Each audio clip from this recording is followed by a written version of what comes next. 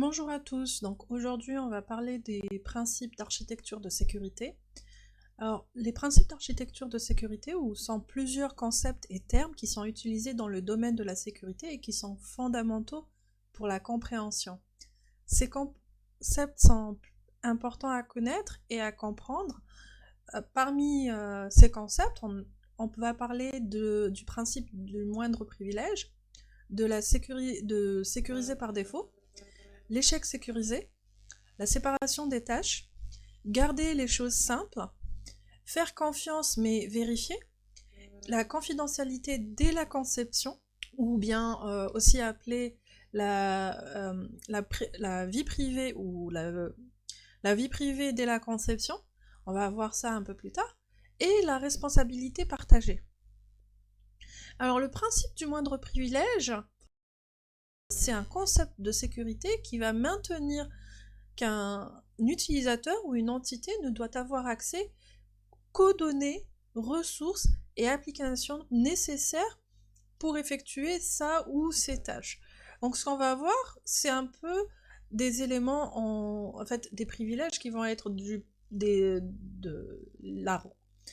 l'application ou l'utilisateur qui va avoir le plus de privilèges à celui qui va avoir le moins de privilèges. Par exemple, dans cet exemple-là, on va avoir le noyau qui va avoir le plus de privilèges pour l'accès aux différentes ressources et applications.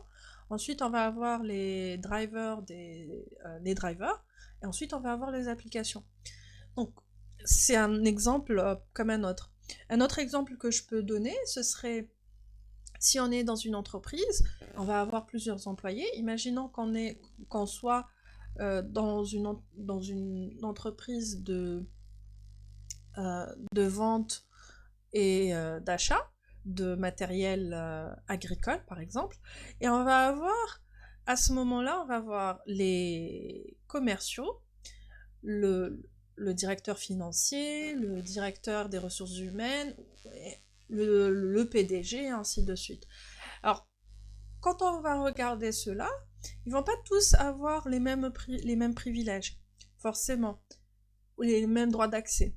Vous allez avoir le commercial va avoir des droits d'accès qui vont nécessairement être inférieurs aux autres et ils vont accéder à certaines parties, certaines ressources et certaines données. Le directeur financier va pouvoir accéder à d'autres données et ainsi de suite.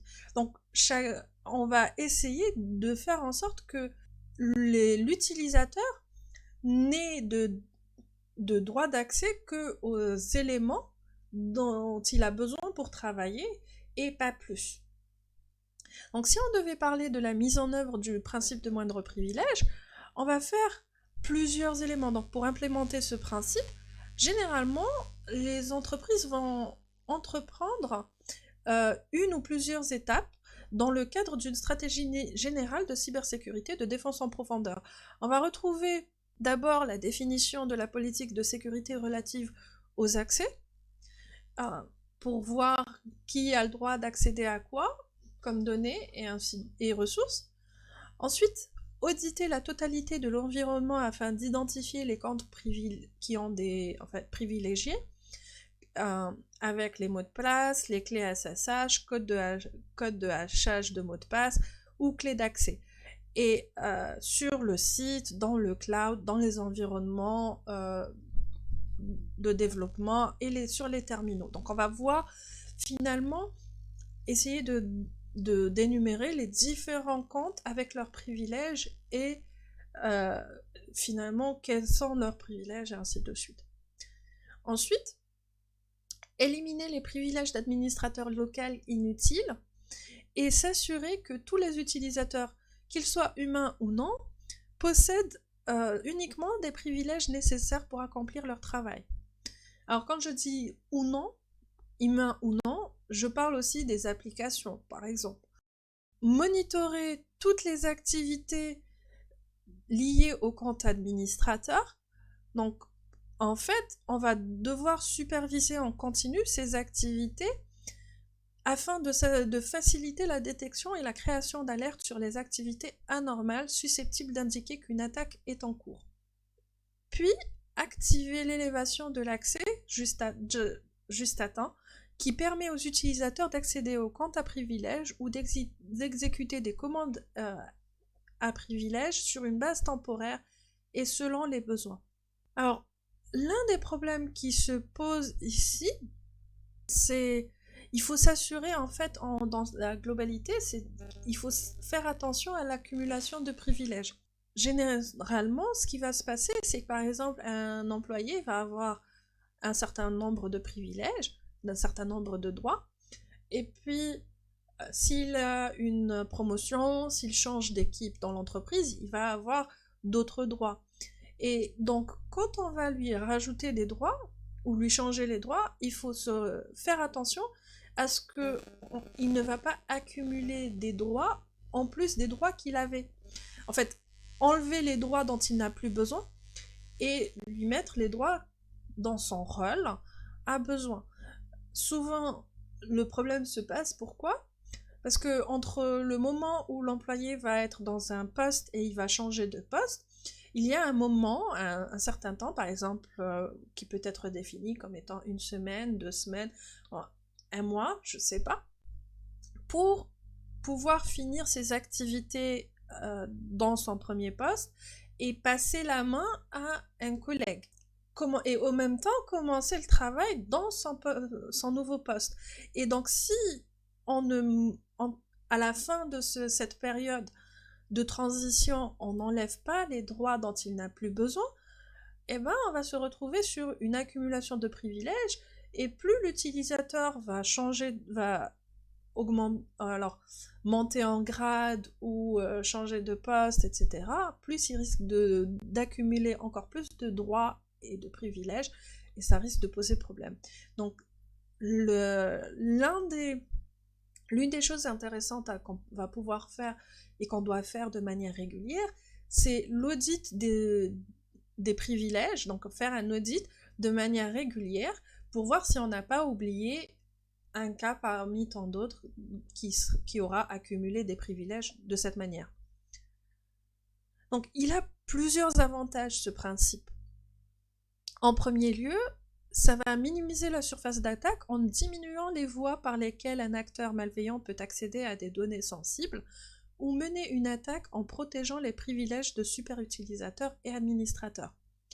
Il va réduire la propagation des malwares et en ne permettant pas aux utilisateurs d'installer des applications non autorisées. Et donc le principe de moindre privilège arrête également les mouvements latéraux du réseau, qui peuvent lancer une attaque contre d'autres appareils connectés en limitant les logiciels malveillants au point d'entrée. Il améliore les performances opérationnelles en réduisant les temps d'arrêt du système qui pourraient autrement survenir à la suite d'une violation, de la propagation de logiciels malveillants ou de problèmes d'incompatibilité entre les applications. Et il protège contre les erreurs humaines qui peuvent survenir en fait soit par erreur, malveillance ou négligence. On passe au deuxième principe qu'on va voir, c'est sécuriser par défaut. L'expression sécuriser par défaut, en fait, elle signifie que la configuration ou les paramètres de configuration par défaut sont les paramètres les plus sécurisés qui existent. Et pas forcément les paramètres les plus conviviaux. Donc en fait, pas forcément les paramètres les plus faciles pour l'utilisateur, pour un utilisateur d'utiliser ces différentes applications, etc. Par exemple, l'une des choses qu'on pourrait prendre en considération, c'est qu'un simple utilisateur n'a pas le droit d'installer une application ou un programme. Et donc en faisant cela, finalement, on restreint la convivialité puisqu'on va forcer un utilisateur à devoir demander à un administrateur de le faire à sa place, par exemple.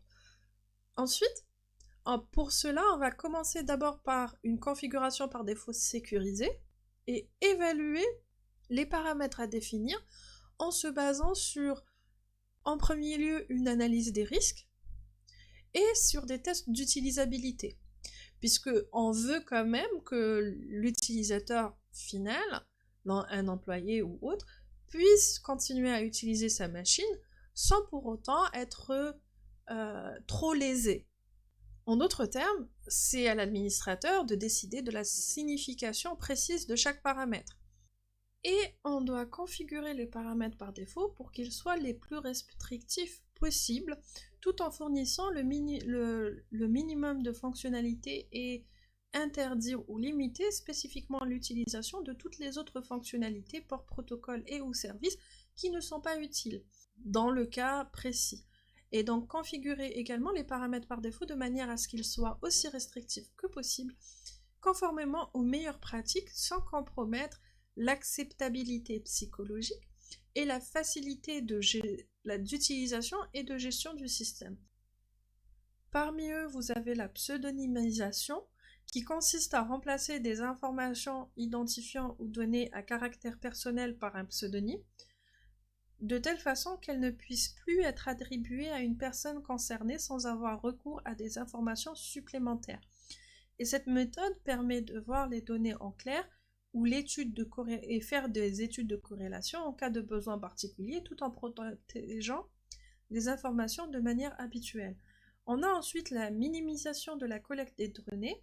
Ce point-là, on va traiter que les données considérées comme indispensables aux besoins ou aux finalités déterminées pour le traitement. Et celui-ci ne portera que sur le strict minimum. En d'autres termes, par exemple, si vous ouvrez un compte sur un réseau social, l'une des choses qu'on va vous demander, c'est votre nom, etc. Ces informations-là, vous n'êtes pas obligé de donner un vrai nom. Vous pouvez, d'ailleurs, on vous demande un pseudonyme et on vous demande une date de naissance, mais pas forcément. La date de naissance est laissée au choix. Donc, vous avez des options, des données qui ne sont pas obligatoires, qui sont optionnelles et qui restent à l'utilisateur de les mettre ou pas. Et là, je ne parle pas de mettre des vraies informations ou de fausses informations, mais carrément de mettre des informations dans ces champs-là. Un autre exemple, par exemple dans LinkedIn. Sur LinkedIn, l'une des informations que généralement on va vouloir mettre, c'est son vrai nom et son vrai prénom pour pouvoir mettre son CV et en étant connu. Donc, les informations sur le nom et le prénom ne sont pas vérifiées. Néanmoins, vous pouvez faire une vérification par la suite. Ensuite, on va avoir le chiffrement des données pour rendre incompréhensibles les données à quiconque qui n'a pas la clé de déchiffrement. Et la spécification de la finalité. Donc les personnes concernées doivent être clairement informées au moment ou avant toute collecte de données, de conservation et utilisation des données. Et les finalités doivent être limitées et pertinentes par rapport aux besoins énoncés. Donc il va y avoir plusieurs avantages à ce concept, à ce principe. D'abord, la réduction des risques liés à un usage impropre des données à caractère personnel. Ensuite, on va avoir une réduction des risques liés à sa responsabilité et aux sanctions. Par exemple, on a plusieurs réglementations qui donnent ou qui va dire comment certaines informations, certaines données doivent être gérées. Par exemple, l'un des exemples les plus connus, c'est le GDPR avec les informations des citoyens ou des personnes résidentes dans l'Union européenne. Se conformer à la législation et réduire les coûts de développement en intégrant ce principe dans la gestion des projets dès le lancement du projet. Tout cela va permettre pour l'utilisateur final de réduire ses risques liés à un usage impropre de ses propres informations.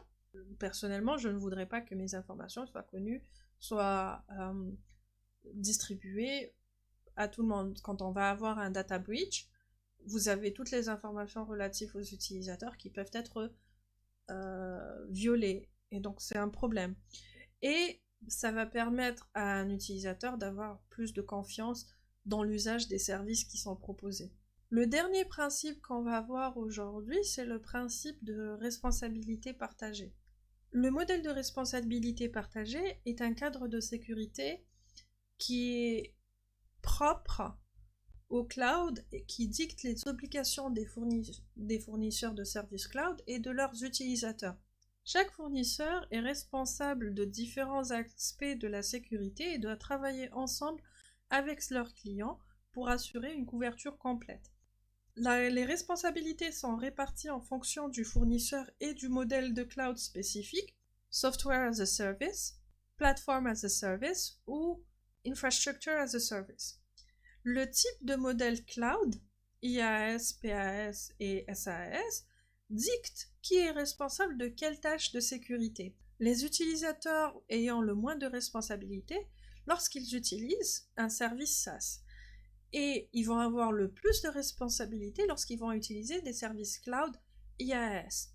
Donc, si on regardait finalement quelles sont les différentes responsabilités partagées selon le type de service cloud, on va voir que dans un service SaaS, la responsabilité du fournisseur cloud va être la sécurité de l'application et de tout ce qu'il y a en dessous. La responsabilité du client cloud, ça va être la sécurité des terminaux, des utilisateurs et du réseau, des erreurs de configuration et la charge de travail et des données. Dans un service PaaS ou Platform as a Service, le fournisseur cloud va avoir comme responsabilité de la sécurité de la plateforme et tout le matériel et les logiciels qui sont en dessous. Tandis que pour le client, il doit s'assurer de la sécurité des applications développées sur la plateforme, la sécurité des terminaux, des utilisateurs et du réseau, ainsi que des charges de travail. Au niveau de l'IaaS, le fournisseur cloud est responsable de la sécurité de tous les composants de l'infrastructure. Là, on parle des composants hardware finalement. Et le client cloud va être au-dessus et va avoir comme responsabilité de sécurité de toutes les applications installées sur cette infrastructure, que ce soit les systèmes d'exploitation, les applications, les logiciels, et ainsi de suite, la sécurité des terminaux, des utilisateurs et du réseau, ainsi que des charges de travail et des données. Donc on va s'arrêter ici pour la vidéo d'aujourd'hui. Je vous souhaite de passer une bonne journée ou une bonne soirée et à bientôt. Bye!